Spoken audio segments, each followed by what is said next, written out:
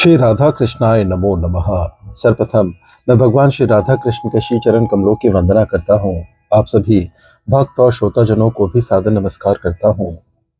ग्रंथ श्री ब्रज के भक्त से आज हम मदन टेर के श्री अंधे बाबा तथा काम्यवन के छोटे बाबा के भक्ति जीवन चरित्र कथा के बारे में श्रवण करेंगे, जो इस ग्रंथ में इस प्रकार से वर्णित है। आज से लगभग 70 वर्ष पूर्व वृंदावन में मदन मोहन जी के मंदिर के निकट किसी कुटिया में एक अंधे बाबा रहते थे। उनका नाम कोई नहीं जानता। सब लोग उन्हें मदन टेर वाले बाबा के नाम से पुकारते थे, क्योंकि वे मदन टेर पर ही अधिक रहते थे। वे प्राय उठते ही स्नान आदि से निवृत्त हो जल का कर वाले मदन टेर के सघन कुंजों में जा बैठते। दिन भर श्री राधा कृष्ण की लीलाओं का स्मरण करते हुए अश्रु विसर्जन करते। संध्या समय गोविंद जी के मंदिर में जाकर रो रोकर उनसे कुछ निवेदन करते लौट आते। लौटते हुए दो चार घरों से मधुकरी मांग लाते और खाकर सो जाते। पर आते जाते खाते पीते सब समय उनके आंसू बहते रहते। अनवरत अश्रु विसर्जन करते रहने के कारण वे ही अपनी दृष्टि खो बैठे थे। पर इस कारण वे तनिक भी शुद्ध ना हुए। शुद्ध तो तब होते जब उस जगत से वे कोई सरोकार रखते होते, जिसका नेत्र दर्शन कराते थे। उनके लिए नेत्रों की सार्थकता थी केवल प्रभु के दर्शन में। जो नेत्र प्रभु का दर्शन नहीं करा सके थे, उनका ना रहना ही अच्छा था उनके लिए। पर अब दिन रात रोते रोते बाबा को 40 वर्ष बीत चुके थे। जीवन की संध्या आ पहुंची थी। धैर्य का बांध टूट चुका था। विरह वेदना असह्य हो चली थी। वे कभी कभी उस वेदना के कारण मूर्छित हो घंटे बदन टेर के झुरमुटों के बीच अचेतन पड़े रहते। उनसे सहानुभूति प्रकट करने वाला वहां कोई ना था। केवल वहां के पक्षी, मोर, पपीहा और कोकिल आदि अपने कलरव से उनकी चेतना जगाने की व्यर्थ चेष्टा किया करते। एक दिन जब वे मदन टेर में बैठे रो रहे थे, तो श्री राधा कृष्ण टहलते हुए उधर आ निकले। बाबा को रोते देख राधा जी ने श्री कृष्ण से कहा, प्यारे जी बाबा बड़ी रो रहे हो, जाके हंसाओ ना नेक।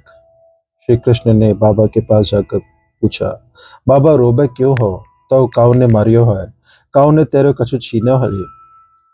ना बाबा, तू जा हिसायो, बाबा ने झुंझलाकर कहा। बाबा तो ये छाछ लाई दो, रोटी लाई दो और कछु कहो सो लाई दो, तू रोवो मत। श्री कृष्ण ने फिर कहा, अरे गावरिया तू जाना, अपनी गैया चरा जाके, तो ये कहा मतलब माँ से। कहते हुए बाबा मुंह दूसरी ओर मुड़कर बैठ गए। कृष्ण ने राधा से जाकर कहा, बाबा तुम मनइयो नाय, रोबियो रोबे। राधा ने कहा, प्यारे तुम नाय हंसाए सके, मैं अभी हंसाऊं। राधा ने बाबा के पास जाकर कहा, बाबा तू क्यों रोवे, तेरी बहू मर गई है का? बाबा हंस दिए, बोले, लाली मेरी बहू आई ना है। अच्छो, तो तू जा मारे रोबे, तरु काऊ हाउ ना है। लाली, जाते ना रो, जाते रो मेरे जो है मौके भूल गए हैं। वो कौन है तेरे बाबा? लाली तू नाय जाने, बाई ब्रज को छलिया, जाको भजन कर तो बूढ़ो हो गए, एक झलकाओ नाव दिखाई बाने। और लाली बाकी कहाँ कहूँ, बाके संग से लाली राधा हो निष्ठुर है गई। मैं निष्ठुर, कह राधा चौंक पड़ी। दूसरे ही क्षण अपने को छिपाते हुए बोली, बाबा मेरी नाम भी राधाई है, तू बता तू कहाँ चाहे, चाहूँ कहाँ हो, मेरे जीवन की संध्या में एक झलक दिखाए जाते, और कहाँ चाहूँ। बाबा तू बड़ो भोरो है, तो सोचे तो है ना देखोगे कैसे। लाली भोरी तो तू है, जाने ना जाए समय वे अपने कर कमलन ते स्पर्श करेंगे, आंखें में ज्योति ना आए जाएगी। भोरी लाली से और ना रहा गया। अपने कर कमल से बाबा की एक आंख स्पर्श की। उसी समय लाल जी ने दूसरी आंख स्पर्श की। स्पर्श करते ही बाबा की आंखों में ज्योति आ गई। सामने खड़े राधा और कृष्ण के दर्शन कर वे अतिशय आनंद के कारण मूर्छित हो गए। मूर्छित अवस्था में वे रात भर वहीं पड़े रहे। प्रातःकाल वृंदावन परिक्रमा को निकले। कुछ लोगों ने उन्हें पहचान लिया। वे उन्हें उस अवस्था में मदन मोहन के मंदिर में ले गए।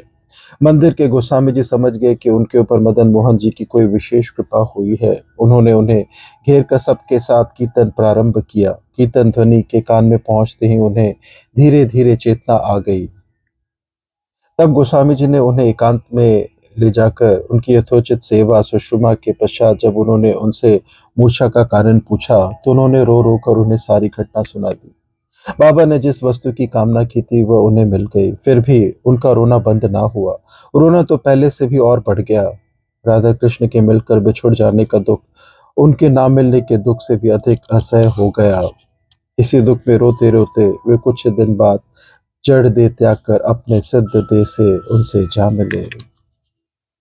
इसके बाद हम काम्यवन के छोटे बाबा के बारे में श्रवण करते हैं। हम काम्यवन के श्री जय कृष्णदास बाबा के चरित्र के प्रसंग में छोटे बाबा का कुछ वर्णन कर आए हैं। बहुत छोटी अवस्था में गृह त्याग कर उन्होंने जय कृष्णदास बाबा के अनुगत्य में भजन करने के लिए उनकी शरण ली थी। उन्होंने रागानुगा भजन सिखाने के उद्देश्य से उनसे नवदीप जाकर अपनी गुरु प्रणाली ले जाने को कहा था। छोटे बाबा उनकी आज्ञा पालन कर हथरस स्टेशन तक गए थे, पर वह छोड़ते हुए उनके प्राण छटपटा रहे थे। वे मन ही मन वृंदा देवी से प्रार्थना कर रहे थे कि गाड़ी पर बैठने के पहले उनके प्राण निकल जाए। वृंदा देवी की कृपा से हथरस स्टेशन पहुंचने के पूर्व गाड़ी छूट गई थी और उन्हें काम्यवन लौट जाना पड़ा था। उधर वृंदा देवी ने जय कृष्णदास बाबा को उन्हें बाहर भेजने के लिए डांट बताई थी और उनकी गुरु प्रणाली स्वयं उनके ठाकुर के सिंहासन के नीचे रख वहां से ले लेने को कहा था। छोटे बाबा को वृंदा देवी की कृपा से गुरु प्रणाली लाने के लिए व्रज नहीं छोड़ना पड़ा था। अब छोटे बाबा छोटे नहीं रहे थे, भजन करते करते बूढ़े हो गए हैं। शरीर छोड़ने के पूर्व जय कृष्णदास बाबा ने उनसे कहा था, ब्रज में रहकर भजन करना, मैं और कहीं न जाना। राधा रानी तुम पर अवश्य कृपा करेंगी, पर अभी तक राधा रानी ने उन पर कृपा नहीं की है। उनकी विरह वेदना असह्य होती जा रही है। एक दिन एक बालक और बालिका ने उनकी कुटिया के द्वार पर आकर कहा, बाबा पानी पिला दो। बाबा ने कुटिया से निकलकर बालक को पानी पिला दिया। पानी पीने के पश्चात उसने बालिका की ओर इंगित करते हुए कहा, जाए मेरी बहू प्याय दे। बाबा को हंसी आ गई। उन्होंने कहा, लाला तेरे दूध के दांत तो टूटे ना है, बहू कहाँ ते आई गई। बाबा जाते मेरे व्याह हो गया। बालक ने उत्तर दिया। बालिका बोली, ना बाबा मैं तो फूल बिन आई जो मोको बगदाए लायो। बाबा बालिका को पानी पिलाने लगे, पर उससे अंजलि बांधना ना आया। सारा पानी नीचे गिरने लगा। उन्होंने बालक की ओर देखते हुए कहा, तेरी बहू पानी पीने तो आए ना आए। बाबा जी बड़ी भोरी है, क्या बालक ने अपनी अंजलि उसके मुंह में लगा दी। बाबा ने करवे से धीरे धीरे अंजलि में पानी उड़ेला। पानी पिलाकर बोले, लाला सांझ है गए, जाए घर करा। दोनों जाने लगे। जाते समय मुड़ मुड़कर मुस्कुराते हुए बाबा की ओर देखते रहे। बाबा भी मंत्रमुग्ध की तरह एकटक देखते रहे। थोड़ी दूर जाकर दोनों एकाएक अंतर्धान हो गए। तब स्वप्न में जागते हुए बाबा की चेतना जागी और वे कहकर रोदन करने लगे, हाय आए और छल करके चले गए।